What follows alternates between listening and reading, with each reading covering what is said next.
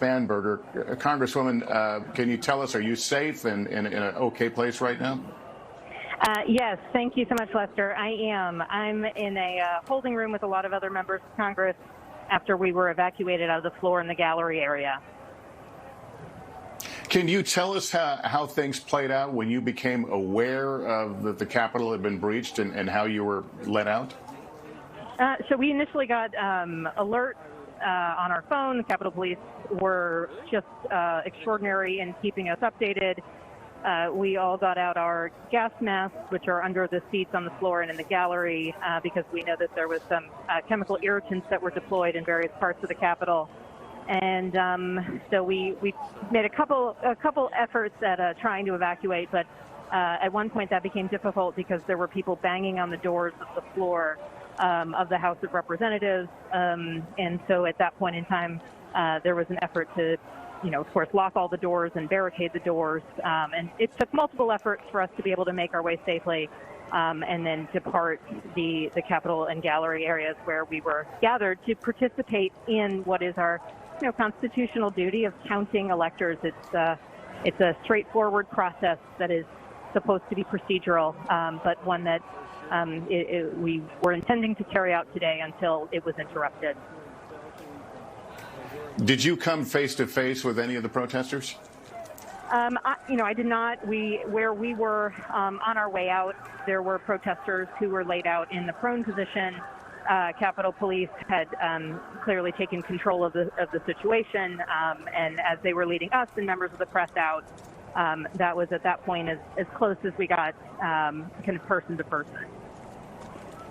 Were you and your colleagues wearing gas masks as you were leaving?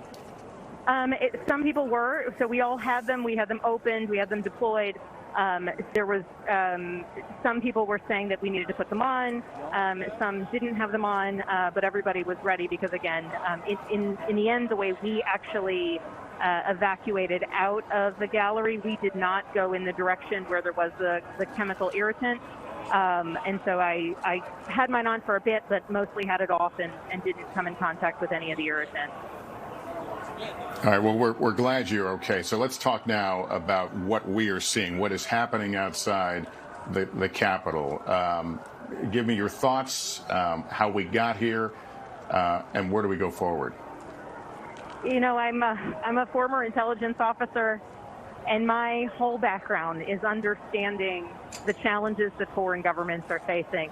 The scene that we saw on Capitol Hill, the banging, the yelling, the screaming, the demands to enter the chamber, the United States Congress, those are the sorts of things that happen in third world nations, the sorts of places where our diplomats and intelligence officers write home to the United States and say, this is a dangerous scenario. This is an endangered democracy. It's deeply, deeply disturbing what we saw at the U.S. Capitol today.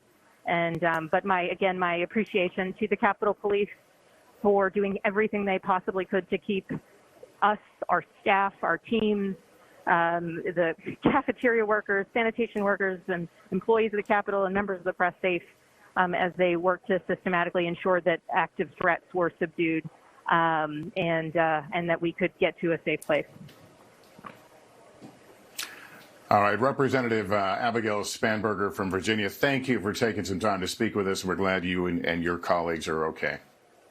Thank you so much. And again, thanks to the Capitol Police and Metro Police who's been responding to help as well. Thank you so much, Lester.